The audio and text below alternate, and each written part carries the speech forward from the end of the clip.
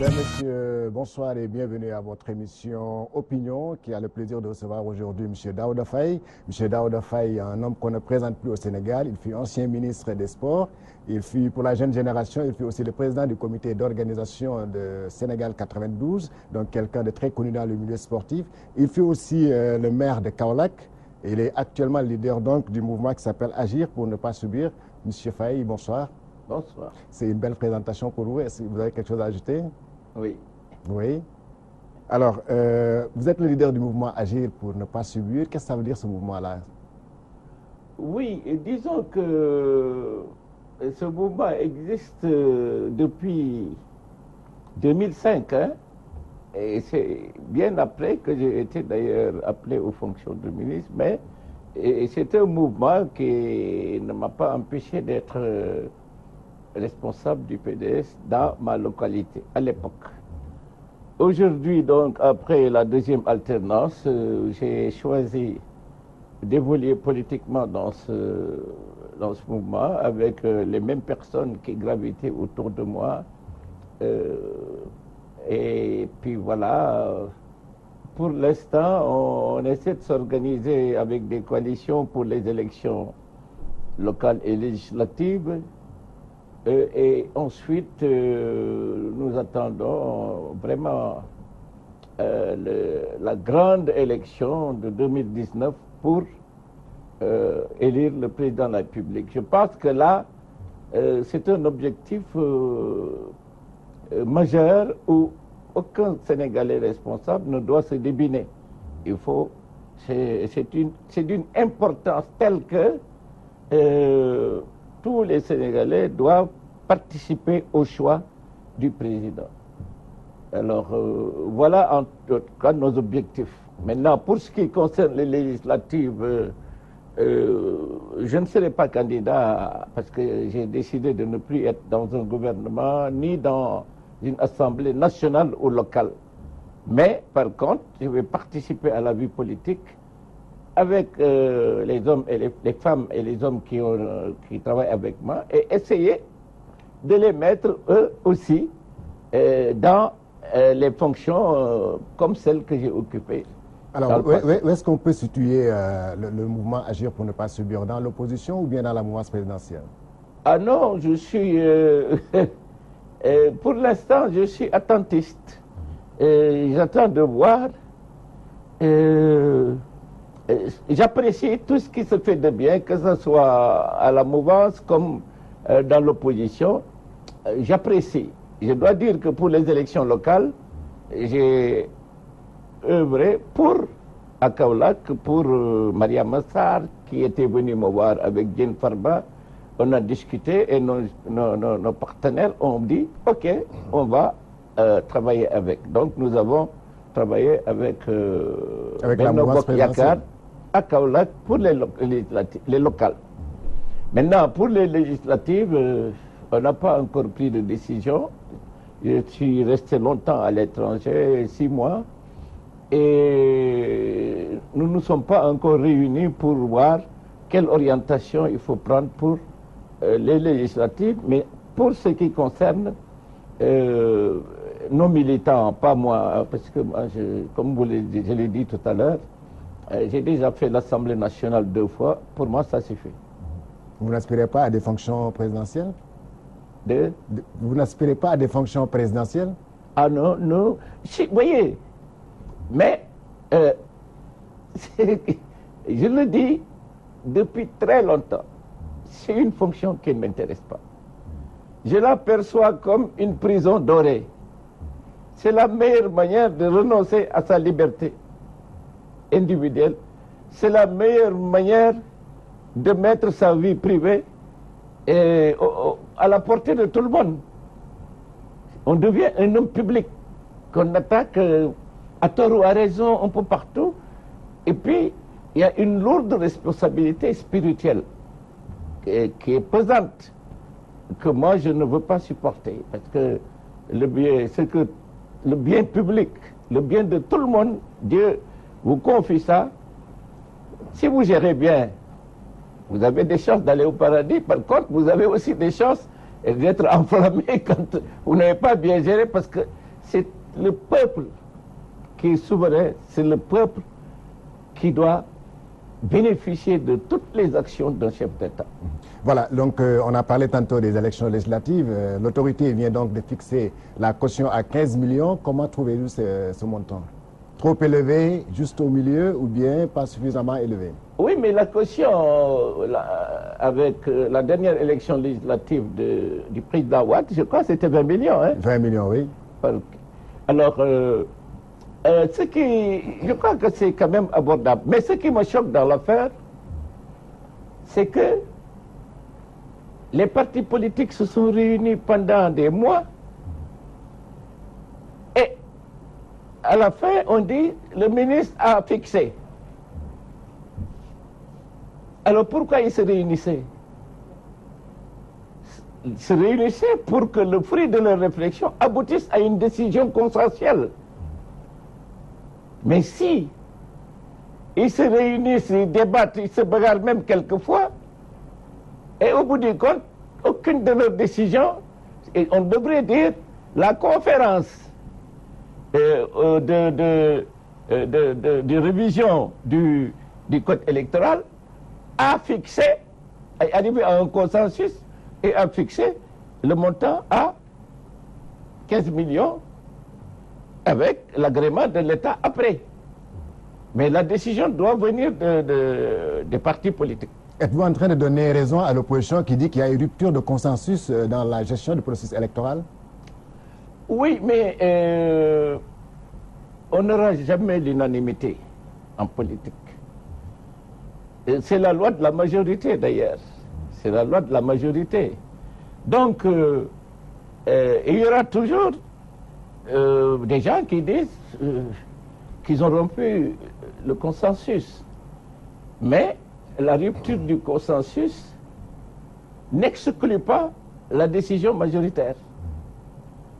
Je suppose que c'était une décision majoritaire, tout ce qui s'est fait là-bas. Sinon, ce serait dommage. Mais il faut quand même apprécier les pas qui ont été faits. Voilà, donc quand vous diront par exemple qu'une élection c'est une chose assez sérieuse et que véritablement fixer le montant, la caution par exemple à 1 million, 2 millions, 3 mois, c'est ouvrir la porte à la pagaille, aux candidatures peu sérieuses entre guillemets. Oui, mais la caution est rendue, hein? Il suffit d'avoir un député pour qu'on vous rende la caution. C'est quand même normal parce que il y a beaucoup de partis politiques. Plus de 200. D'ailleurs, j'ai une proposition à faire dans ce sens-là pour la réduction des partis politiques. C'est laquelle? Oui. Je peux y aller maintenant? Oui, allez-y. Bon. Oui. Alors, depuis 2000, nous avons constaté que les partis politiques vont aux élections en coalition. Et il se dégage toujours deux grandes coalitions. La coalition de la mouvance présidentielle et la coalition de l'opposition. Ce sont des alliances conjoncturelles pour les élections. Mais depuis 2000 et jusqu'à aujourd'hui, ces coalitions sont passées vers une coalition structurelle, parce que c'est permanent, structurelle. Me fondant sur cela, je dis que les deux grandes coalitions peuvent véritablement être les interlocuteurs de l'État. Et d'autant plus que le leader de la mouvance présidentielle actuelle, c'est les Républicains, à perdre. Donc, on pourrait dire coalition des Républicains. Le leader de l'opposition, c'est le PDS, en tout cas les démocrates. Cette convention pourra être appelée, cette coalition, convention démocrate. Et nous avons deux grands pôles, les démocrates et les républicains, qui sont interlocuteurs de l'État et qui ont le droit d'aller vers les élections. Maintenant, cela n'empêche pas les autres qui ont des partis, qui n'ont pas de parti, de pouvoir faire des candidatures individuelles. En ce moment, c'est à leurs frais, à leur charge. Mais il faut reconnaître vraiment qu'aujourd'hui, il y a deux grands pôles, nuances, démocrates, APR qui est les républicains et les démocrates. Je pense qu'il faut réfléchir dans cette direction, aussi bien les partis politiques que l'État. C'est la manière la plus objective et la plus rapide de régler le problème du nombre des partis. Et d'autant plus que ça vient des partis eux-mêmes. Ce sont les partis qui ont choisi de mettre ces deux grands pôles. Alors donc, je pense que c'est même une excellente chose, mais il faut exploiter ce carnaval pour arriver à regrouper les partis au sein de ces deux grands partis qui vont maintenant avoir le jeu politique. Les autres partis peuvent intégrer un pôle en disant, moi, je veux présenter ma candidature. Si le pôle républicain considère que ce candidat-là, bien que n'étant pas membre de notre coalition, peut bénéficier de notre protection pour briguer les suffrages, ça nous arrange, ok. On lui fixe des conditions et on l'adopte comme candidat. Ça s'est passé. Donald Trump n'a jamais été élu. Jamais. Mais les républicains ont accepté de le prendre sous leur coupe et d'en faire le candidat des républicains. Que je sache, je ne sais pas s'il a milité au Parti républicain. Je ne crois pas. Mais n'importe quel Sénégalais pourra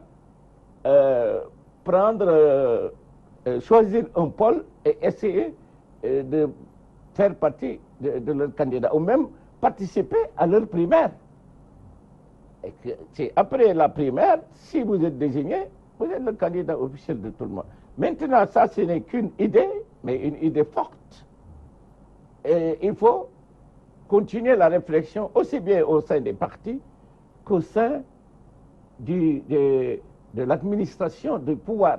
Mais dans ce cas-là, vous admettez quand même qu'il y ait des primaires au sein de ces grandes coalitions-là, de ces deux pôles. Oui, non, vous savez, si les membres de la coalition sont d'accord sur un candidat, il n'y a pas de problème, on n'a pas besoin de primaire. S'il y a plusieurs candidats, c'est à partir de ce moment qu'on fait les primaires. Le pôle dit quels sont les candidats, s'il n'y a qu'un seul, on ne fait pas de primaire. Dans le cadre de l'opposition actuelle, disons dans le cadre du Front Manko Wattu Sénégal, par exemple. Voilà, dans le cadre de l'opposition, c'est le même schéma. Si l'opposition est d'accord, les partis de l'opposition sont d'accord pour dire que c'est Tartampion, eh bien, on n'a pas besoin de primaire. Mais si c'est Jean, Paul et François qui veulent être candidats, on dit, allez hop, les primaires.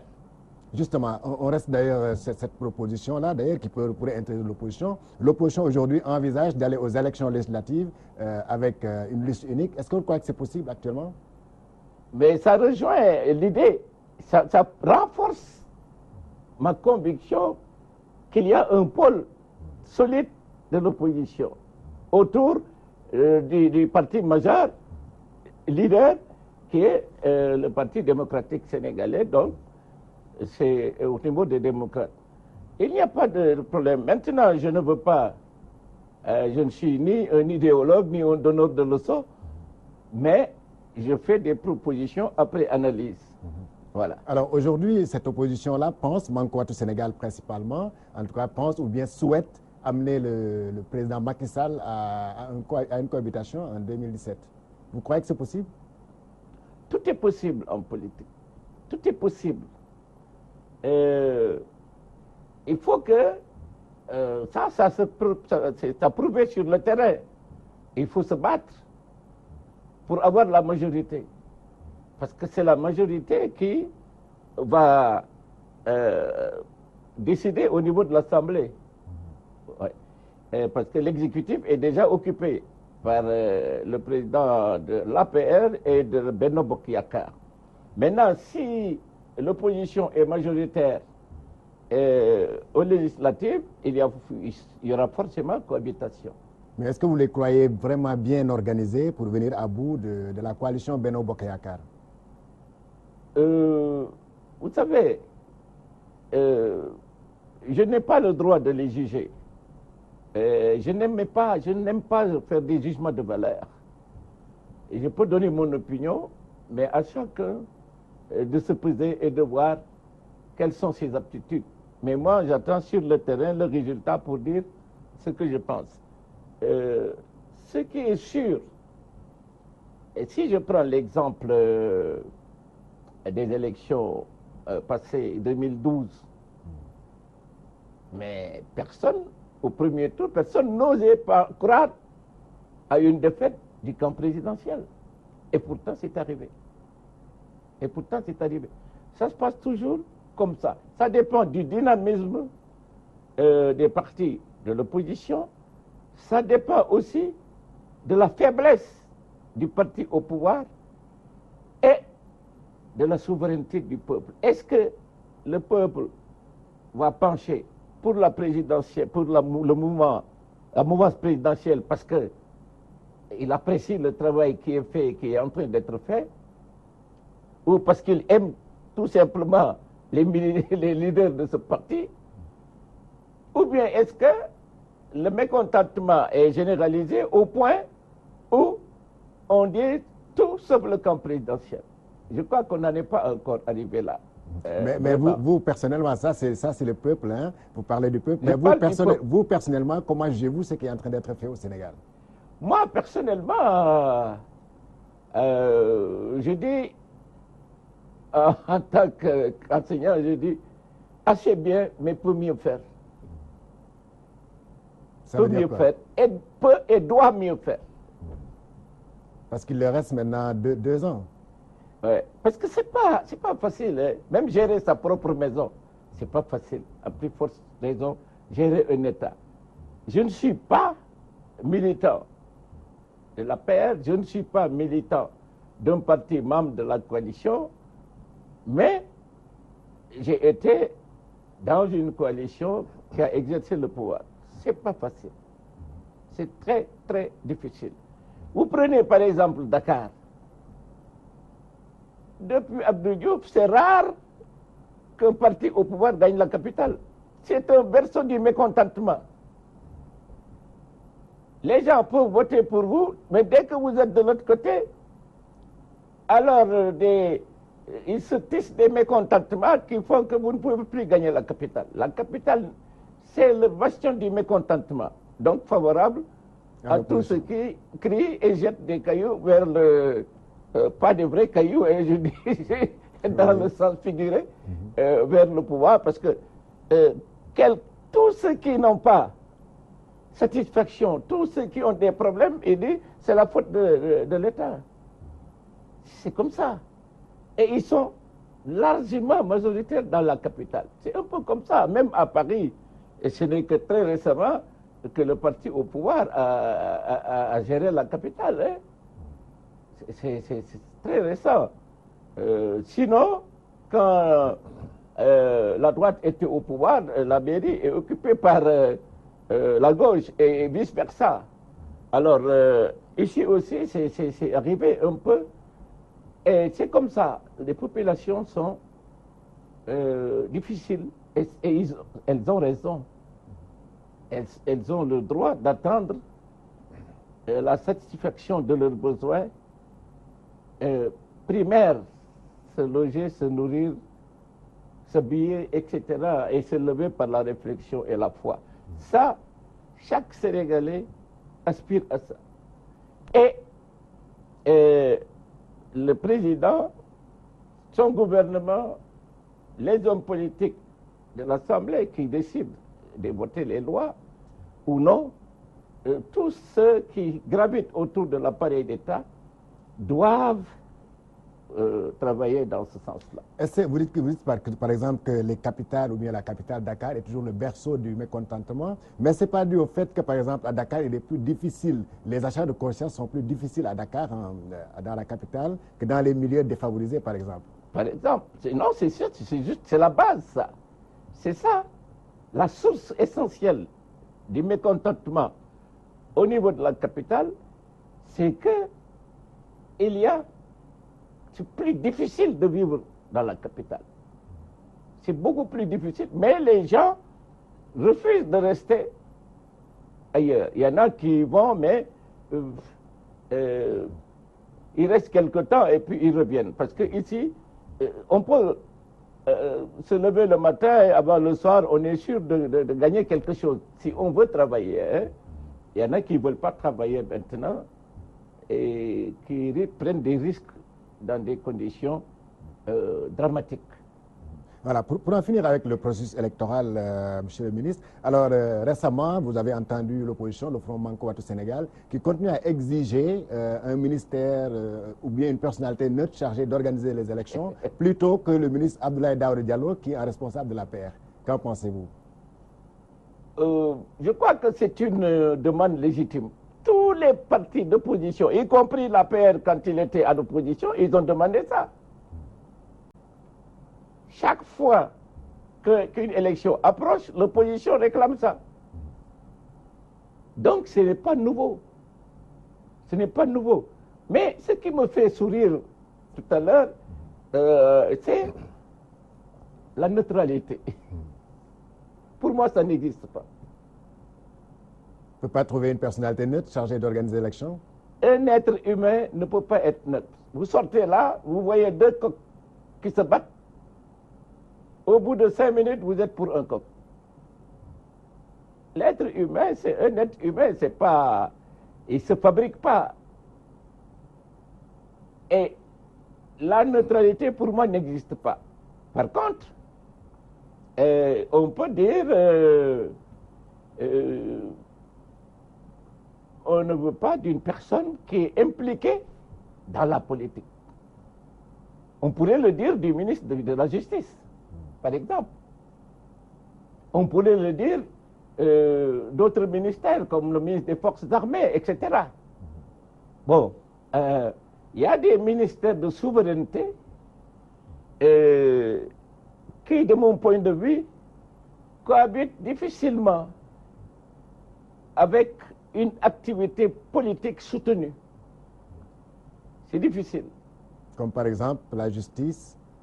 Et pourtant, en France, ça existe. Ce sont des hommes politiques qui sont dans les... Et même aux États-Unis, les hommes politiques occupent les postes stratégiques, les fonctions stratégiques au niveau du gouvernement. Mais c'est gérable quand il y a différents contrepoids au niveau des institutions, c'est-à-dire une séparation nette entre l'exécutif, le législatif et le judiciaire, par exemple. Pour l'instant, il y a des réformes, mais ces réformes sont encore insuffisantes pour marquer la séparation des pouvoirs. Il y a eu une réforme, une proposition de réforme des institutions et un début très timide de réformer les institutions. Mais pour moi, ça ne représente même pas un tiers des réformes à faire. Voilà. Venons-en maintenant, Monsieur le ministre, aux questions judiciaires. Hein, vous l'avez évoqué tout à l'heure. Alors, c'est pour parler donc de ces affaires, ces histoires de caisses noires ou caisses d'avance qui ont valu au maire de Dakar, M. Khalifa Sall, une convocation devant la division des investigations criminelles. Alors, certains estiment qu'avec l'arrestation de Bamba Fall, le jugement de Barthélémy Diaz, la convocation du maire de Dakar, que Macky Sall, je cite, hein, c'est un homme politique qui l'a dit, Macky Sall est en train de faire coïncider le temps de la justice au temps de la politique à son avantage. Vous lui donnez raison? Je ne peux pas donner une position antidémocratique. Je ne peux pas également faire une déclaration qui disqualifie ou même porte préjudice à nos institutions. Je préfère dire la coïncidence est quand même assez inquiétante, mais elle est étrange. Mais c'était quand même des dossiers pendants. L'affaire de M. Diaz était pendante et qu'il fallait juger tôt ou tard.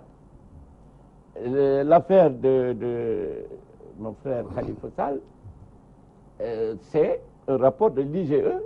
Ce que moi je me pose comme question, c'est que il faut programmer tous ceux qui ont été indexés par l'IGE pour dire, voilà, vous passez devant la justice, tel. Comme ça, on commence par Khalifa, personne ne dit rien. Mais les gens ne savent pas ce qu'il y a derrière. Est-ce que derrière, tous ceux qui ont été signés par l'IGE vont passer? Ou bien est-ce que ça va s'arrêter à Khalifa? Ce serait dommage. Ce serait dommage. Pour ce qui concerne j'ai été maire, hein, j'ai été ministre aussi. On parle de la caisse d'avance. Vous aviez une caisse d'avance à Kaolack comme maire? Oui, je suis même maire honoraire actuellement, à vie. Alors, je dis, le gestionnaire, en principe, le gestionnaire des ressources de la mairie n'est pas sous l'autorité du maire. Il est sous l'autorité du ministre des Finances. C'est un agent du Trésor qui encaisse et dépense. Maintenant, le maire peut produire des documents pour justifier ce qui a été.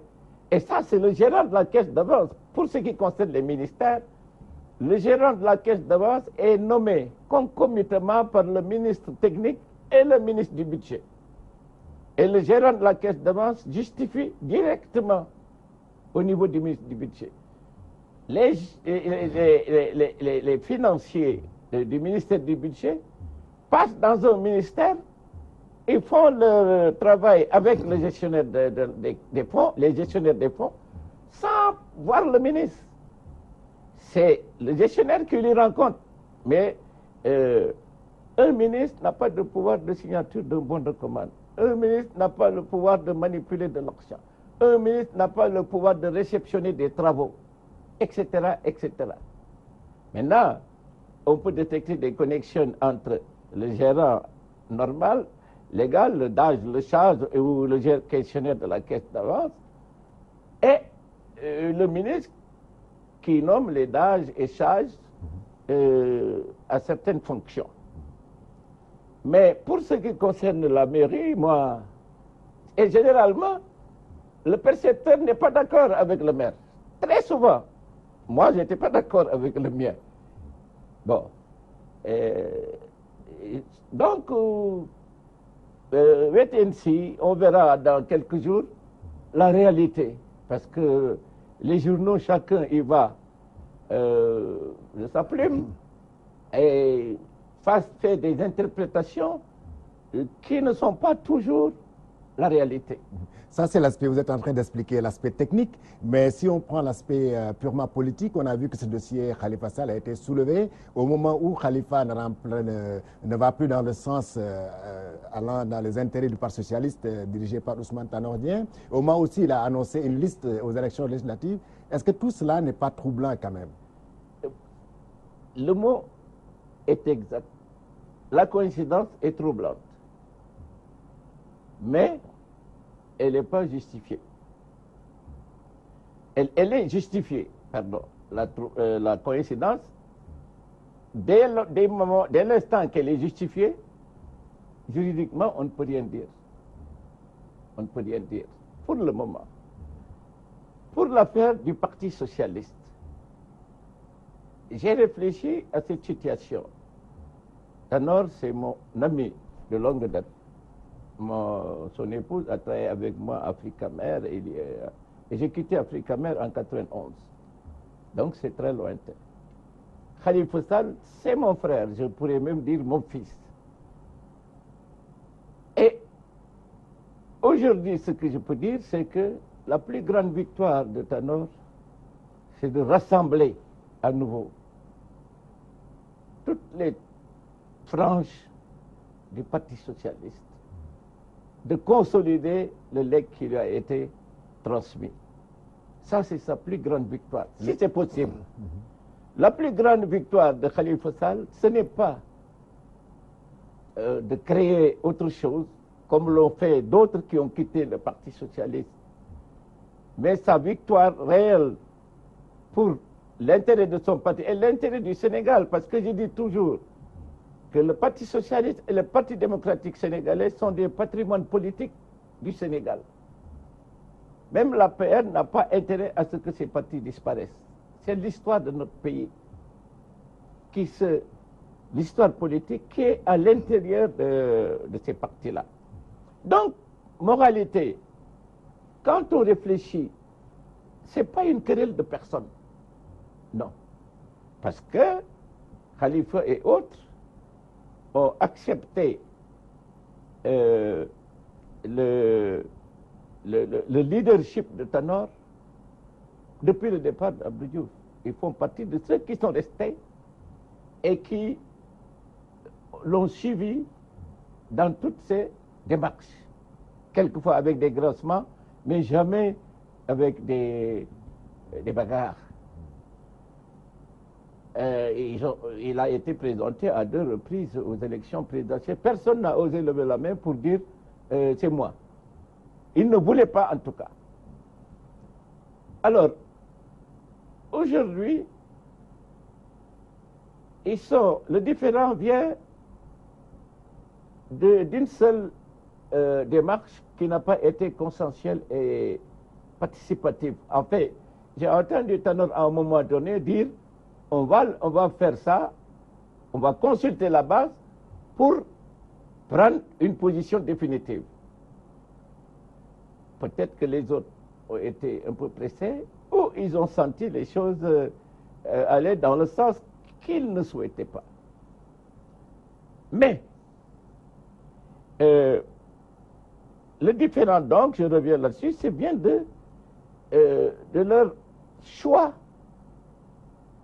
pour le niveau de participation dans Benno Bokk Yakaar, notamment de faire du candidat de Benno Bokk Yakaar le candidat du Parti socialiste.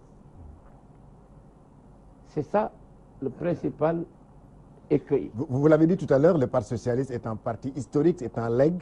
Alors, est-ce que vous pouvez comprendre, vous, Daouda Faye, ancien ministre, ancien député, et tout ce que vous voulez, est-ce que vous pouvez comprendre aujourd'hui que ce parti qui est un legs puisse rester derrière un autre parti lors d'une échéance électorale comme la présidentielle de 2019 ou bien les législatives de 2017? Aux législatives, la coalition, elle peut passer. L'essentiel est que les intérêts des uns et des autres soient sauvegardés. Pour la présidentielle, c'est plus difficile pour un parti comme le PS, qui depuis sa création a participé à toutes les élections présidentielles et qui aujourd'hui se voit aller dans la direction de ne pas avoir de candidat. Mais il y a quand même, il faut nuancer, mon cher Edouard, il faut nuancer. Le Parti socialiste a fait partie d'une coalition qui a porté le candidat de Benno Bokk Yakaar à la présidentielle, qui l'a fait gagner, il est président. S'ils voulaient retrouver leur liberté, ils ne devaient pas participer à la gestion. Eh oui. Mais puisqu'ils ont participé à la gestion, ils sont comptables et ils sont dans Benno Bokk Yakaar. Alors, la solution, c'est quoi? Parce que traditionnellement, la cohérence politique, la tradition aux États-Unis comme en France, c'est que le candidat qu'on a élu pour un premier mandat, s'il se présente au deuxième mandat, il faut le soutenir aussi. Il n'y a pas de primaire, il n'y a pas de discussion. C'est comme ça que ça se passe aux États-Unis, en France et partout dans les grandes démocraties. Dans la mesure où le Parti socialiste a participé à la gestion du mandat, et ce serait possible, je ne dis pas que c'est une obligation, d'accorder, de dire, bon, puisque nous avons géré ensemble, on l'a élu, et pour un deuxième mandat, on peut lui concéder ça. Et après, maintenant, il faut qu'après le deuxième mandat, qu'il y ait une primaire entre tous les membres de la coalition, y compris l'APR, sans le président sortant. Ça, je crois que si le Parti socialiste discute autour de ça, ça peut être acceptable. Le Parti socialiste aussi doit évoluer avec le temps. C'est des sciences politiques, c'est une science la politique. Et comme toute science, elle avance en ressuscitant des méthodes que l'on croyait périmées et en remettant en cause des vérités que l'on croyait éternelles. Mais est-ce que le fait de s'arrimer derrière l'APR ou bien de se noyer dans la coalition Benno Bokk Yakaar ne va pas laisser penser que véritablement le Parti socialiste n'a plus une certaine hégémonie au niveau du pays? Mais il faut aider, même s'il se trouvait dans ce cas, il faut l'aider plutôt à être solide. Parce que Benno Bokk Yakaar n'a pas besoin de partenaires qui n'est pas solide. Donc, si il y a consensus au niveau du Parti socialiste pour dire, OK, on soutient un deuxième mandat parce qu'on a participé à la gestion, mais après le deuxième mandat, c'est des primaires, le meilleur ira à la présidentielle. Ça peut tempérer un peu. Je ne dis pas que ça règle le problème, mais ça peut tempérer un peu.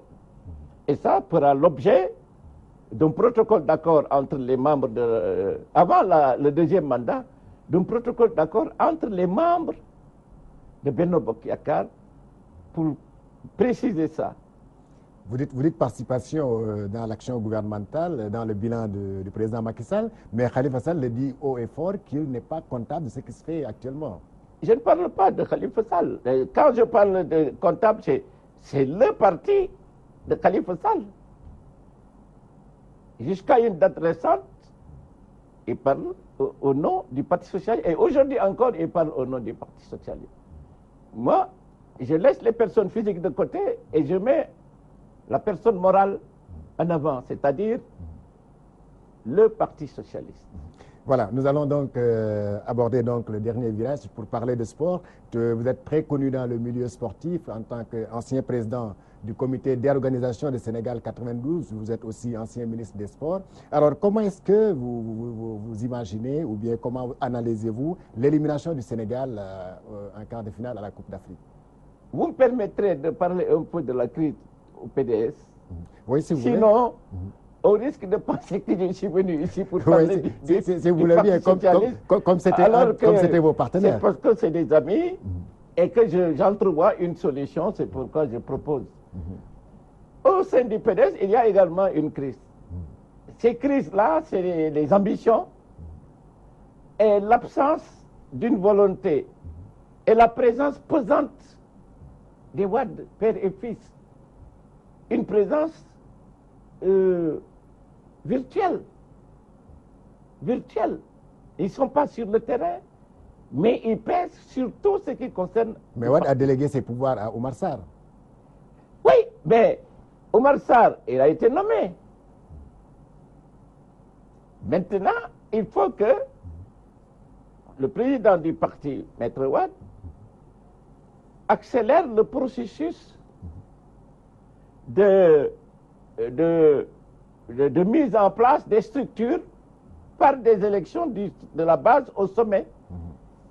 En ce moment, celui qui sera issu de ces consultations sera légitimement le successeur de Maître Wade.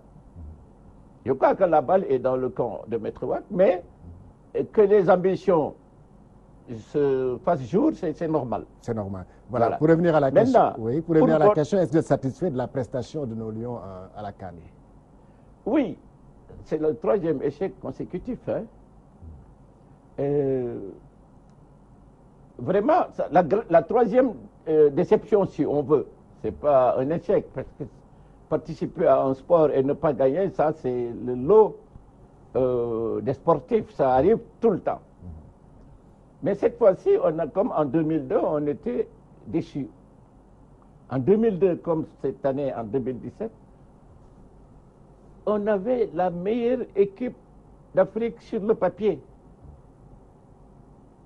sur le papier. Tout le monde nous voyait en finale au moins, ou en demi-finale. Oui, avant l'ouverture, le jour de l'ouverture, avant le match, et avant le match du Sénégal, j'ai assisté à une conférence, un débat autour des journalistes chez Canal,